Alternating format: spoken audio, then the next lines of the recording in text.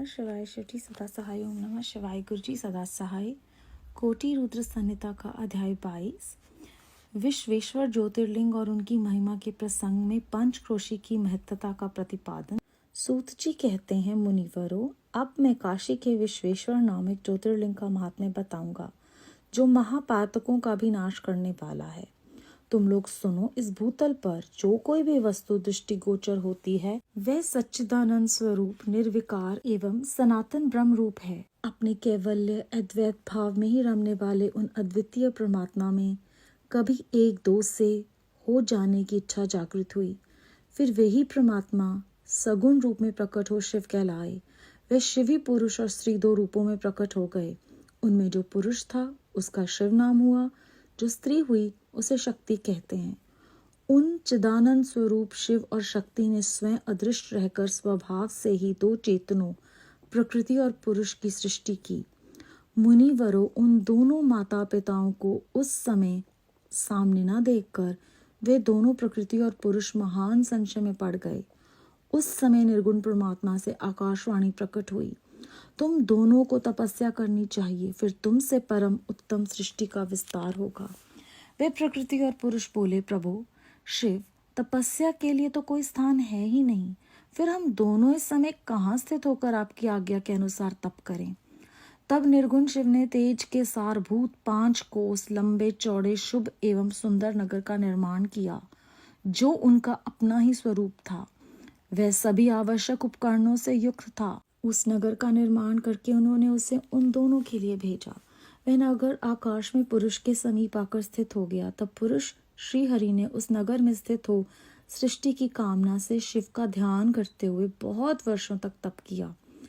उस समय परिश्रम के कारण उनके शरीर से श्वेत जल की अनेक धाराएं प्रकट हुई, जिनसे सारा शून्य आकाश व्याप्त हो गया। वहां दूसरा कुछ भी दिखाई नहीं देता था। उसे देखकर भगवान विष्णु मन ही मन बोल उठे, ये कैसी अद्भुत वस्तु दिखाई देती है। उस समय इस चर्य को देखकर उन्होंने अपना सिर हिलाया, जिससे उन प्रभु के सामने ही उनके एक कान से मणि गिर पड़ी। जहां वह मणि गिरी, वह स्थान मणिकर्णिका नाम महान तीर्थ हो गया। जब पूर्वोक्त जल राशि में वह सारी पंचक्रोशी डूबने और बहने लगी, तब निर्गुण शिव ने शीघ्र ही उसे अपने त्रिशूल के द्वारा धारण कर लिया। फिर विष्णु अपनी पत्नी प्रकृति के साथ वहीं सोए। तब उनकी नाभि से कमल प्रकट हुआ और उस कमल से ब्रह्मा उत्पन्न हुए। उनकी उत्पत्ति में भी शंकर का आदेश ही कारण था। तदनंतर उन्होंने शिव की आज्ञा पाकर अद्भुत सृष्टि आरंभ की। ब्रह्मा जी ने ब्रह्मांड में 14 भुवन बनाए। ब्रह्मांड का विस्तार महर्षियों ने 50 करोड़ योजन का बताया है। फिर भगवान शिव ने सोचा कि ब्रह्मांड के भीतर कर्म पाश से बंधे हुए प्राणी मुझे कैसे प्राप्त कर सकेंगे। ये सोचकर उन्होंने मुक्तिदायिनी पंचक्रोशी को इस जगत में छोड़ दिया। यह पंचक्रोशी काशी लोक में कल्याणदायिनी, कर्म बंधन का नाश करने वाली, ज्ञानदात्री तथा मोक्ष को प्रकाशित करने वाली मानी गई है। अतएव मुझे परम प्रिय है। वहां स्वयं परमात्मा ने अविमुक्त लिंग की स्थापना की है। अतः मेरा अंशभूत हरे, तुम्हें कभी इस क्षेत्र का त्याग नहीं करना चाहिए। ऐसा कहकर भगवान हर ने काशीपुरी को स्वयं अपने त्रिशूल से उतारकर मृत्युलोक के जगत में छोड़ दिया। ब्रह्मा जी का एक दिन पूरा होने पर जब सारे जगत का प्रलय हो जाता है, तब भी निश्चय ही उस काशीपुरी का नाश नहीं होता। उस समय भगवान शिव इसे त्रिशूल पर धारण कर लेते हैं और जब ब्रह्मा द्वारा पुनः नई सृष्टि की जाती है, तब इसे फिर से इस भूतल पर स्थापित कर देते हैं। कर्मों का कर्षण करने से ही इस पुरी को काशी कहते हैं। काशी में अवमुक्तेश्वर लिंग सदा विराजमान रहता है। वह महापातकी पुरुषों को भी मोक्ष प्रदान करने वाला है। मुनीश्वरों, अन्य मोक्षदायक धामों में सारूप्य आदि मुक्ति प्राप्त होती है। केवल इस काशी में ही जीवों को सायुज्य नामक सर्वोत्तम मुक्ति सुलभ होती है। जिनकी कहीं भी गति नहीं है, उनके लिए वाराणसीपुरी ही गति है। महापुण्यमयी पंचक्रोशी करोड़ों हत्याओं का विनाश करने वाली है। यहाँ समस्त अमरगण भी मरण की इच्छा करते हैं, फिर दूसरों की तो बात ही क्या है। यह शंकर की प्रिय नगरी काशी सदा भोग और मोक्ष प्रदान करने वाली है। कैलाश के पति, जो भीतर से सत्वगुणी और बाहर से तमोगुणी कहे गए हैं, कालाग्नि रुद्र के नाम से विख्यात हैं। वे निर्गुण होते हुए भी सगुण रूप में प्रकट हुए शिव हैं। उन्होंने बारंबार प्रणाम करके निर्गुण शिव से इस प्रकार कहा। रुद्र बोले, विश्वनाथ महेश्वर, मैं आपका ही हूँ, इसमें संशय नहीं है। सांबे महादेव, मुझ आत्मज पर कृपा कीजिए। जगतपते, लोकहितकारी कामना से आपको सदा यहीं रहना चाहिए। जगन्नाथ, मैं आपसे प्रार्थना करता हूँ, आप यहाँ रहकर जीवों का उद्धार करें। सूत जी कहते हैं, तदनंतर मन और इंद्रियों को वश में रखने वाले अविमुक्त ने भी शंकर से बारंबार प्रार्थना करके नेत्रों से आंसू बहाते हुए ही प्रसन्नता पूर्वक उनसे कहा। अविमुक्त बोले, काल रूपी रोग के सुंदर औषध देवादिदेव महादेव, आप वास्तव में तीनों लोकों के स्वामी तथा ब्रह्मा और विष्णु आदि के द्वारा भी सेवनीय हैं। देव, काशीपुरी को आप अपनी राजधानी स्वीकार करें। मैं अचिंत्य सुख की प्राप्ति के लिए यहाँ सदा आपका ध्यान लगाए स्थिर भाव से बैठा रहूंगा। आप ही मुक्ति देने वाले तथा संपूर्ण कामनाओं के पूरक हैं, दूसरा कोई नहीं। अतः आप परोपकार के लिए उमा सहित सदा यहाँ विराजमान रहें। सदाशिव, आप समस्त जीवों को संसार सागर से पार करें। हर मैं बारंबार प्रार्थना करता हूँ कि आप अपने भक्तों का कार्य सिद्ध करें।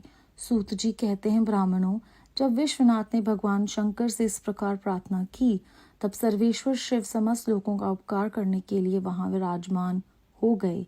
जिस दिन से भगवान शिव काशी में आ गए, उसी दिन से काशी सर्वश्रेष्ठ पुरी हो गई। अध्याय 22 समाप्त। इस अध्याय में हमने जाना कि विश्वेश्वर ज्योतिर्लिंग जो काशी में स्थित है, वो महापातकों का भी नाश करने वाला है।